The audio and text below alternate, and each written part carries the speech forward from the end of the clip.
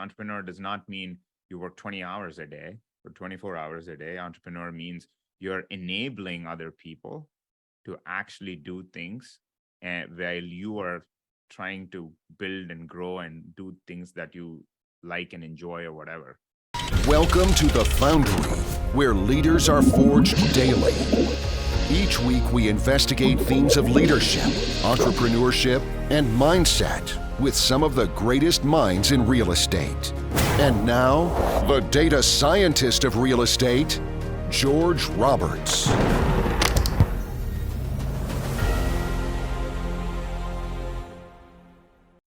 Welcome back, investors. A big shout out to FeedSpot, who just featured The Foundry as number 22 on the top 70 apartment investing podcasts. All right. Now, in episode 1, we talked about markets, multifamily outlook for 2023, leadership and hiring, and the importance of diversification in real estate, including Kranti's insights on office, retail, and multifamily. Now, here in episode 2, we're going to focus on entrepreneurship, leadership, risk-taking, and we're also going to get some great mindset tips from Kranti. So welcome to the show, Kranti. How are you doing today? Good, George. Thank you. Excited to be continuing our conversation about the topics that I think most of your listeners would love to understand. Yeah, and I think that the show is a lot about leadership and entrepreneurship, particularly. And I know that you list one of your 3 greatest strengths as your ability to take risks. Tell us how that applies to your career. When I look back at my career, right, started off originally coming to US as a master's graduate student that went to grad school here in Louisiana, and from that point on, from that point on to getting a job into starting my own business, I think I took chances on myself. That means I took risk. My degree was in mechanical engineering, civil engineering background. But once I graduated, my first job was in technology for a small consulting firm. It was a decision that I had to make, whether to stick to something that I've done for my whole life, and that was a risk. It could have failed back then. After that, a couple of years into the position, I basically felt I could start my own company. And keep in mind, I had very little savings. I didn't have a lot of experience. I had practically, no knowledge of how to even set up an LLC or a S Corp, C Corp, whatever it is. But I knew that if I didn't do that, it would be worse than what I'm currently doing.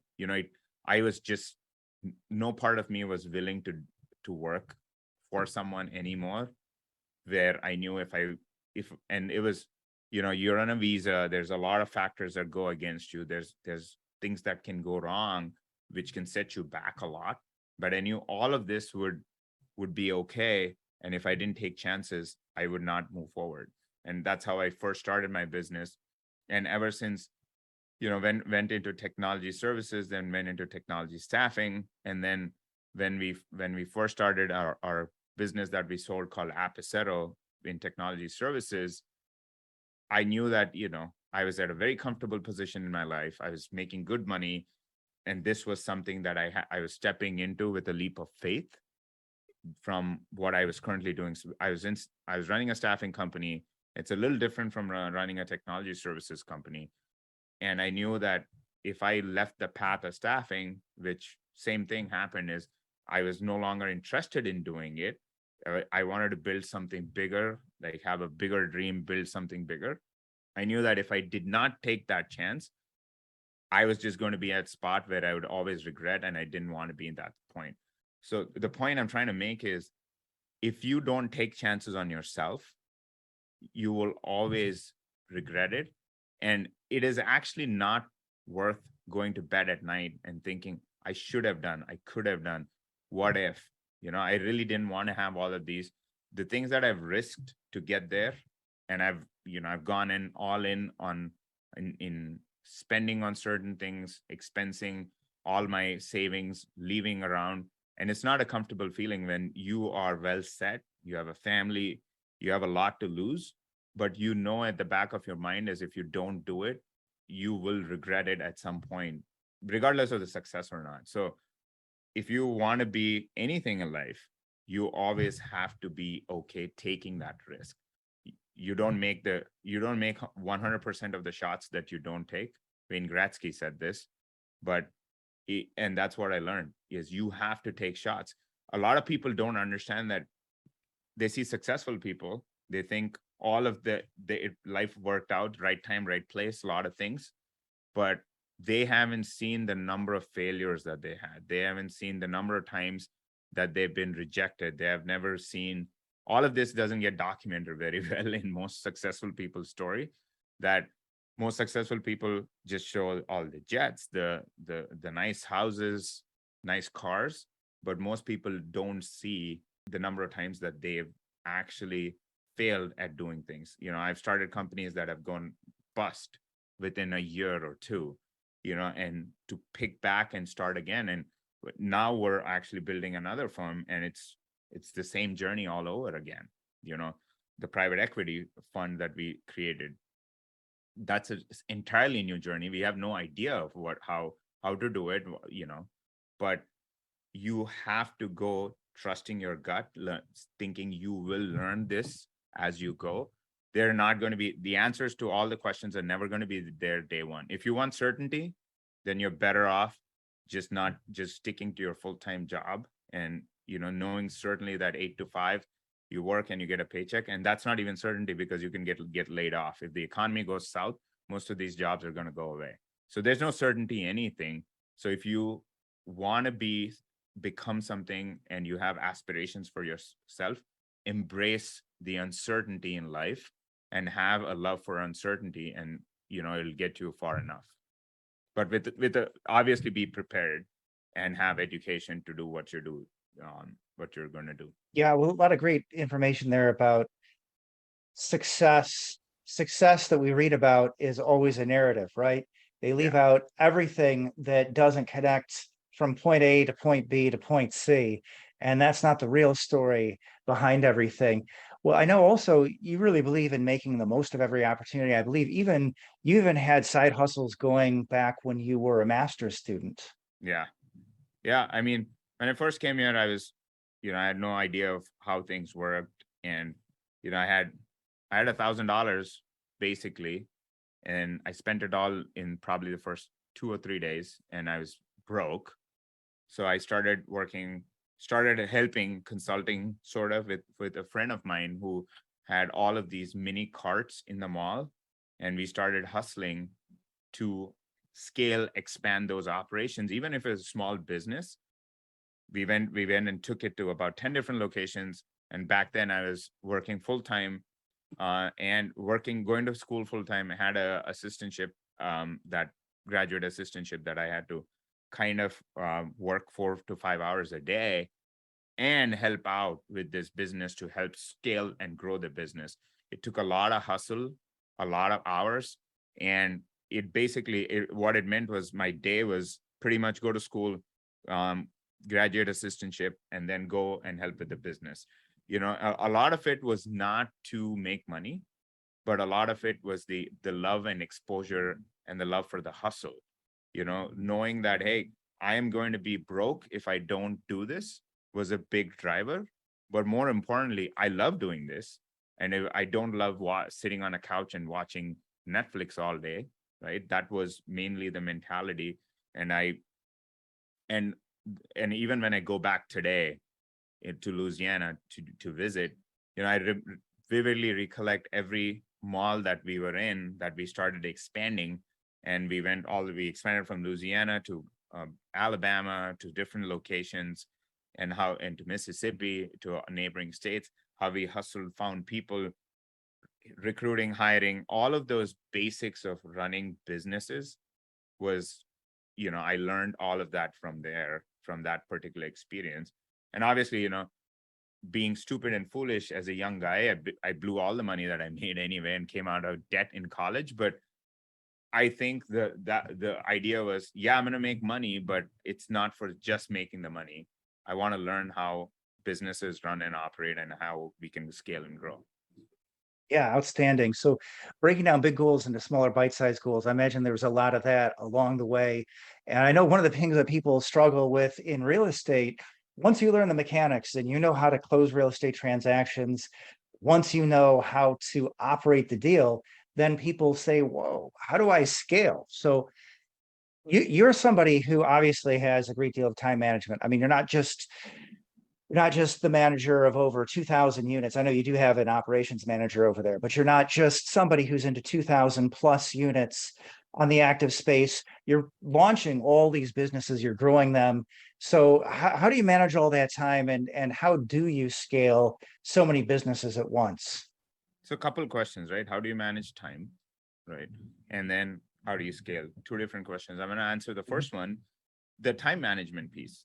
Obviously, that's when you look at time, it's not a real aspect or a thing that you're feeling. Time's it is measurable, quantifiable, but it's more, I have time for things that I enjoy the most. I don't have time for things that I don't like or don't want to do. Right? The way I look at things is, what are my big goals? What are my most important goals that I need to hit? But and also, what are my urgent things that I need to hit? So I look at my entire year and say, okay, there's certain times that I'm going to dedicate for family, and then everything else in the calendar gets filled up. And basically, I look at breaking down my businesses into quantifiable things, and most of the time, the things that get more attention is which has more focus, right? Is it a week where I'm completely dedicated to visiting the properties, figuring out what the businesses are doing in terms of business plan, when I talk business plan in terms of our underwriting? Or is it a week where we're actually brainstorming launching a new technology services company that specializes in a certain area? You always have to figure out where your time commitments are and really break them down. And it really comes down to what level of attention do you have, and it comes down to what type of systems do you use, right? When you want to run a multifaceted business, you need to have your internal operations.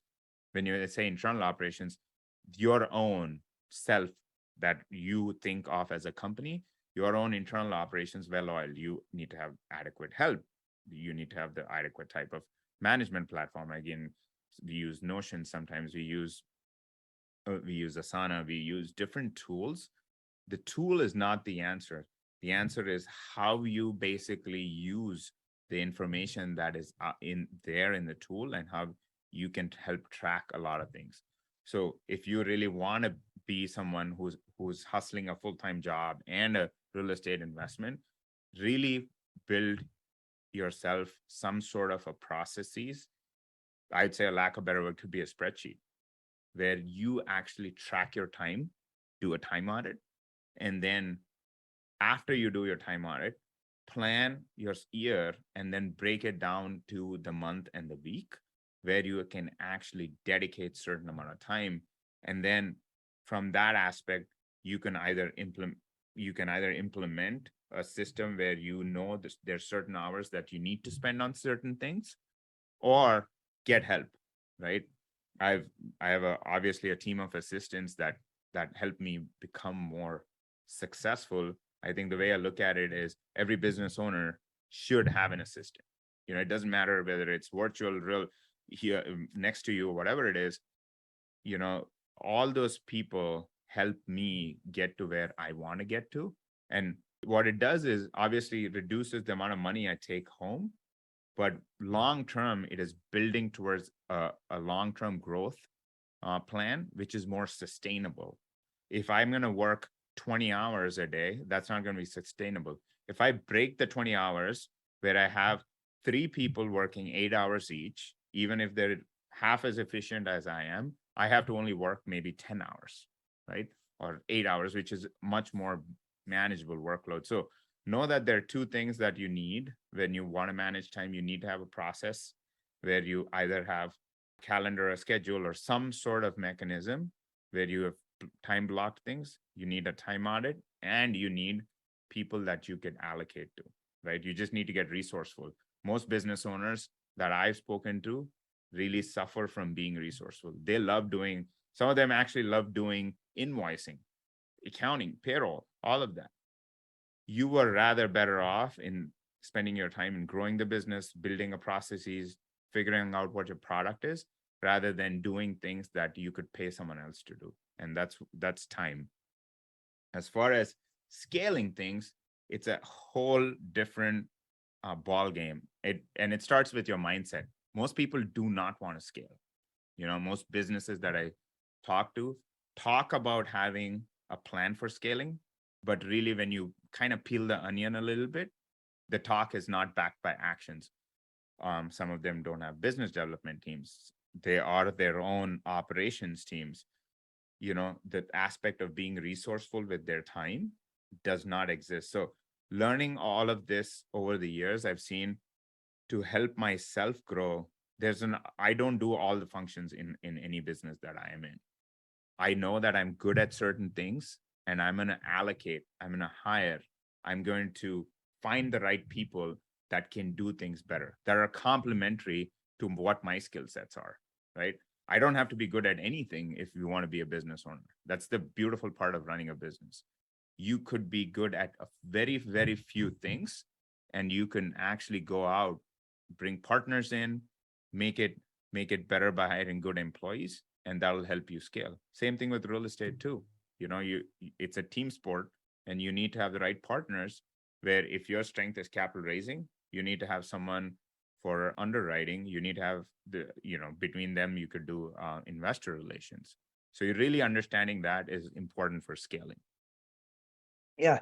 And it's very hard for business owners to sort of take themselves out of the mix like that, to understand that you need to know about all facets of your business, but you really can't be an expert in all of those facets of the business. And then being strong enough to delegate and allow people to get really great at what they do. But to do that, you've really got to document a lot of your processes. People have to understand. And I think that's why I say that people have a hard time taking themselves out of the business.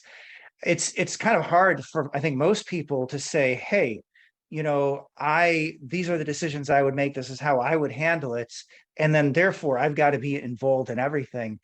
And to go from that mindset and then say, hey, I'm going to document this. I'm going to train people. I'm going to help them grow so that when I'm away, they're going to make a quality decision, the sort of decision that I would make. Yeah. The aspect of actually trusting your employees to do it and run it is one biggest common aspect that most business owners suffer, is they cannot just go away and trust their employees to run their own companies. And if you could do that, I think you would be a quintessential entrepreneur, because entrepreneur does not mean you work 20 hours a day or 24 hours a day. Entrepreneur means you're enabling other people to actually do things, and while you are trying to build and grow and do things that you like and enjoy or whatever. So I think and most people talk about it, but a lot of people cannot implement it because they're very, very scared, or they don't just trust their employees enough to do those. And you have to trust them, knowing that they'll make mistakes, knowing that you will suffer, but you have to trust them to the degree that they will learn from it. And you could do it gradually as a phase. You don't have to do all of them at once. You can slowly introduce little decision-making process, and then kind of grow that gradually over 6 months to a year, where you actually start feeling comfortable with their decision-making ability. Where a lot of people suffer is they just never trust anyone enough to do that, or they've hired people that do not even have the abilities to do that. That's great. Now, let's take an example of scaling a business. Before we do that, I think KPIs, that's also something that's really huge to your business. I know you are the host of the illustrious Mind Your Data podcast, and you also, you're really using data throughout your business. So tell us how these KPIs work for you. What sort of things are you tracking, and how do you make sure that you are tracking the right KPIs?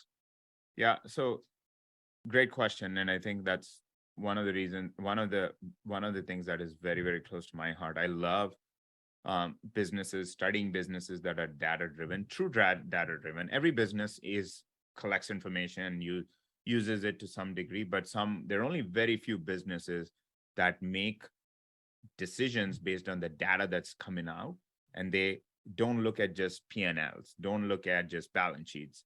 They look at metrics that really matter. How many inbound customer calls have I gotten from my marketing campaigns? How many leads have actually started? How many leads have come into my pipeline? How many calls is my sales team making? What sort of conversion rate am I getting? Why am I not able to convert my customers?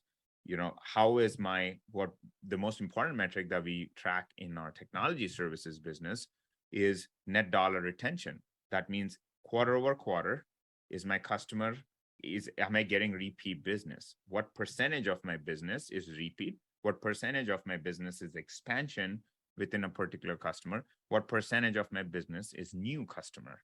And that'll tell me which of my teams is actually performing. Is it my sales team that's performing? Is my customer success team that's performing? Where is the value to invest money in growing my business? A lot of companies don't look at it. The other metric that we love to track, obviously, is from an employee standpoint. Where do we stand from our employee satisfaction service, right? In terms of, because that determines our success. Because we believe to be the best in the industry, we need to have the best talent, and people that want to come work for you, especially, love freedom.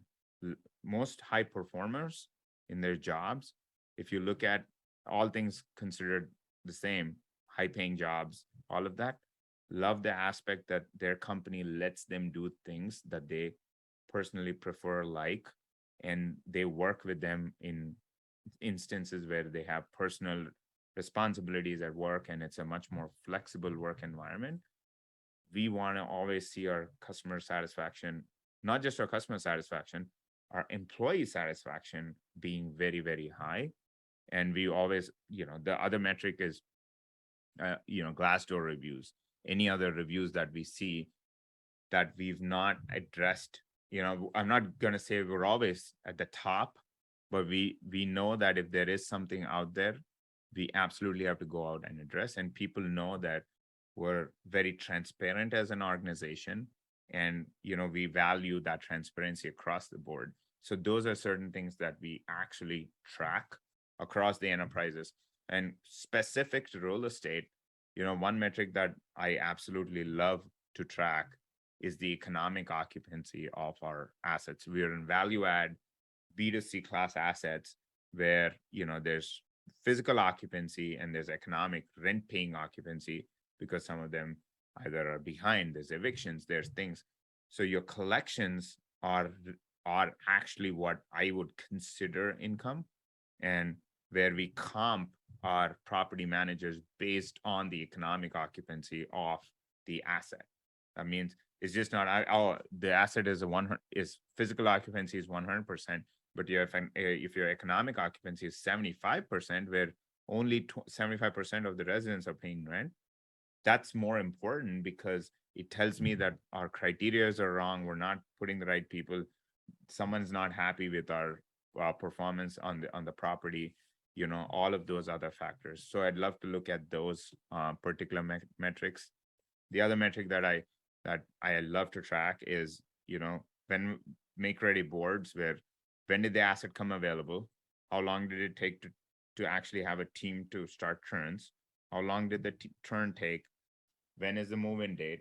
How long did we lose rental period during that time? Because that one factor can change your NOI for the year. If you can cut down that by 50%, 30%, 40%, you are increasing your revenue right away. And it is a huge, huge deal. Yeah, that's an outstanding way. You don't want to be leaking any oil. Now, you've given us a lot of amazing advice about how to run a business, entrepreneurship, leadership, mindset, etc. But I want to go through your amazing entrepreneurial journey. So currently, I believe you're Also, in addition to all the other things you're doing, chairman of the board at 𝐊𝐫𝐵. And first, I want to congratulate you on being named America's System Integrator Snowflake Partner of the Year in 2023. But I believe you have a great story about how 𝐊𝐫𝐵 got its start. Yeah, yeah, and we just finished our conference, and it's exciting because to get recognized as one of the best partners in the ecosystem is what we actually stand for. It's not the revenue growth, the employees. It's being technologically the most advanced systems integrator in the ecosystem is what we always go about. And I think that the award kind of validates that. The fun story behind the name 𝐊𝐫 was it was spun off from our original company, Apicero. And, when we first launched it, it was a combination, and my partner came up with the name. It was the credit to him. 𝐊𝐵 in Hawaiian means revolution. Kranti in Indian means revolution. My Kranti Panam, 𝐊𝐵, 𝐊𝐵, and that's how the name kind of came about. That's a fun story about it. But that's as a focus, I think that's what we're really focused on, is building a successful organization that serves employees, customers, and really grows the Snowflake adoption in the ecosystem is our focus. And I know you also have a great story about leaving your W-2 for your first startup. Can you tell our audience about that? Yeah, it's a fun story because I started for the company. They gave me the opportunity right out of college, believed and trusted in me, and I think I learned a lot of my hiring philosophy from that is, if you hire good people and you put them in the right places, you'll always be successful. So they didn't really look at, oh, he didn't have a degree in technology. I was always able to learn it.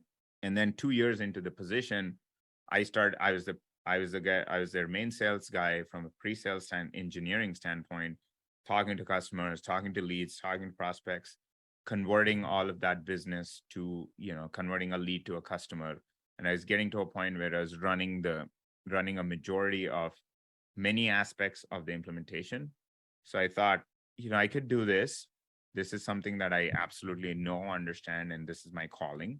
Why don't I go do it by myself? And when I spoke to my boss, who was the owner of the company, he didn't want to let me go, but he made me an offer and said, look, you don't know how to run a business. This is your, that I kind of knew because I ran a little bit in my master's degree, but it was nothing compared at this scale. I'm going to help you set it up, grow, run it. You partner with me, and then we both can do it. I jumped at the offer because I knew I was getting into something that I had no idea about, but I knew I had to do it. And to get a mentor guide or someone who could coach me was, I could not put a value to that when I was starting first time into doing a big technology play. So I think that was something that was exciting. It helped me kind of validate that, okay, I think people trust me. They trust me to deliver what I'm setting out to. So it was a good win, but more importantly, it was, for me, I think I got lucky too in that sense. But luck only follows if you take the initiative to actually go seek it. So I think that's what I've learned. Yeah. All right. One more on entrepreneurship. I want to know, what is the next big step for one of your enterprises? I really want to, for me, I think what I really want to have is $1 billion worth of exits through the companies that I build. And that's a goal that I've set for myself. I think we're on a good path to get there. And it is something that I want to keep pursuing.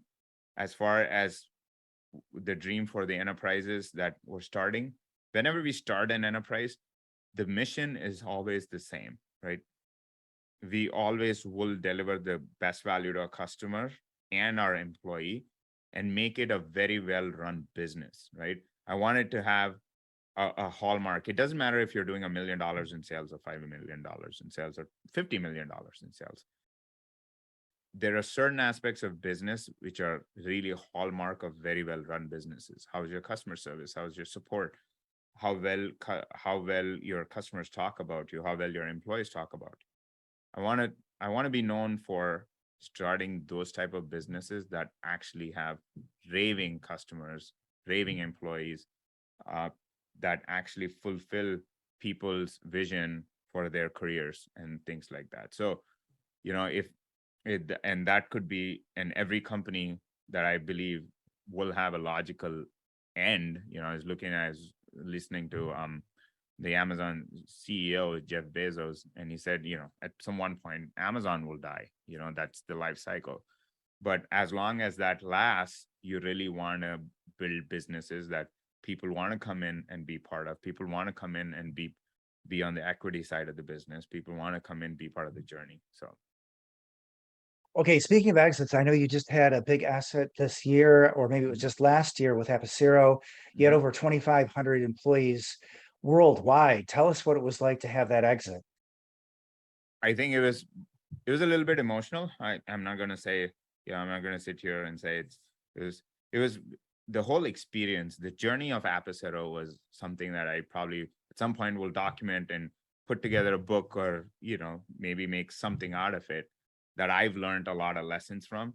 But honestly, I think building a business that scales to that level, to basically give you an example, we were 200 people in 2020, and we were 2,000, 2,500 people by the end of 2022 or something, some number like that. So we grew 10x in size, employees, revenue, and customers, but always maintaining that mindset of being a small company, being nimble, making pivots as needed. So learning all of that was actually very, very, very, for me, it helped me grow as an individual, as a leader, as someone that can, it gave me confidence that I could actually do things that I probably would not have ever imagined. So I think that's something that I've learned, and those are something that I could take away from that experience. Obviously, very something that will stick with me for my entire life as something one of the achievements that I've had. Yeah, outstanding. And I think we need to leave our audience with just one more question on real estate before we go into lightning round. So what is the best real estate advice you have ever received, or the best real estate advice that you'd like to give our audience today? Best real estate advice that I have received, and I'll tell you this: if you can, and most people ask me, hey, I'm buying this, tell me more, all of this stuff. Most of the time when I buy with the mindset of, hey, how can I not buy this? Right? Tell me reasons, or I keep challenging myself and saying, why should it? I mean, even if it looks really good on paper, I want to keep thinking that, hey, I'm the going in position for the deal is I'm not going to buy it. Right? So have the mindset, don't fall in love with an asset. Fall in love with the spreadsheet. The spreadsheet is the reality. What you see, most of the A-class assets are really beautiful looking and all that. Most people fall in love and start to think, oh, I'm going to live there. They see themselves living there. Don't try to do that. You're not going to live there. This is an asset. There is no emotion to it. There's the spreadsheet that calls your business plan. Learn to stick to the business plan, and learn to say, hey, learn to walk away too, saying, hey, it doesn't line up. The debt doesn't line up. The acquisition price doesn't line up. Walk away, right? So that's what I've learned is going in with the mindset of, I'm not going to buy this, or there are 50 reasons for me not to buy. And you have to justify all of those 50 to say, okay, it satisfies all my criteria. If you go in with a mindset that I'm going to buy whatever it takes, I want to just buy something, you will end up with a lot of pain that we're going to see in the next couple of years, or in the next year and a half, that we'll see all of these assets that are coming to market, because that a lot of people just went in on the hype and bought stuff did not know what they were doing. Well, I love it. It reminds me of the time I had an opportunity to buy the hotel that Dean Martin used to stay in when he'd come out to Cleveland. And I loved it. I was listening to his songs all day long, but you're right. That spreadsheet saved me. It was not the right deal at the right time at the right price. So had to say no to that dream. Yeah, you learned your lesson quick. Yeah. All right, great. So with that, let's head into our rapid fire round, the 7. Are you ready, Kranti? I'm ready. Let's do this.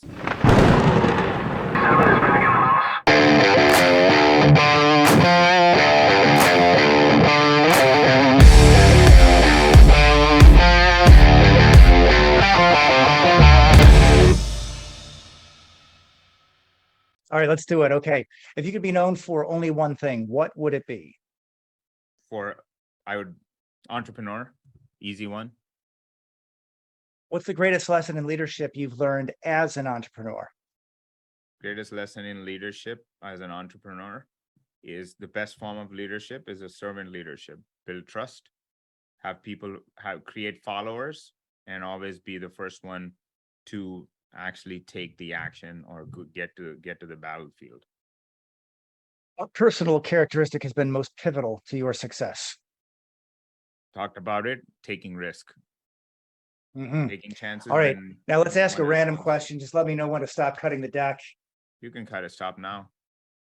All right. Oh, here it goes. What's the worst job you've ever had? That's actually a tough one.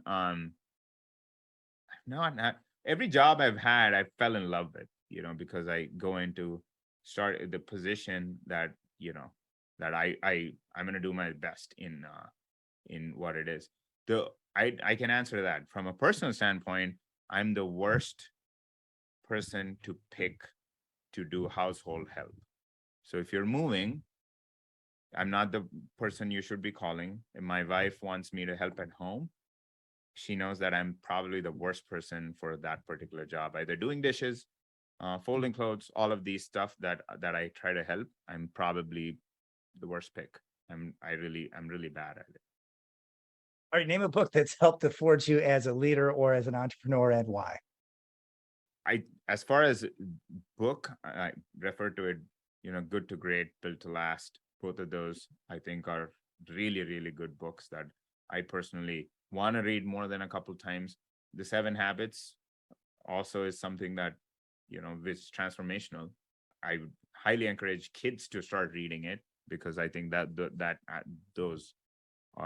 a really good book. I think if you're a leader, there's a lot of things that you want to first be rather than ask other people to be, so those are the characteristics. What's the biggest hurdle you've overcome in your business in the last year, and what did it teach you? Biggest hurdle that I'm currently working on and things that we've overcome is we've always operated from a mindset of high growth and high spend in that model.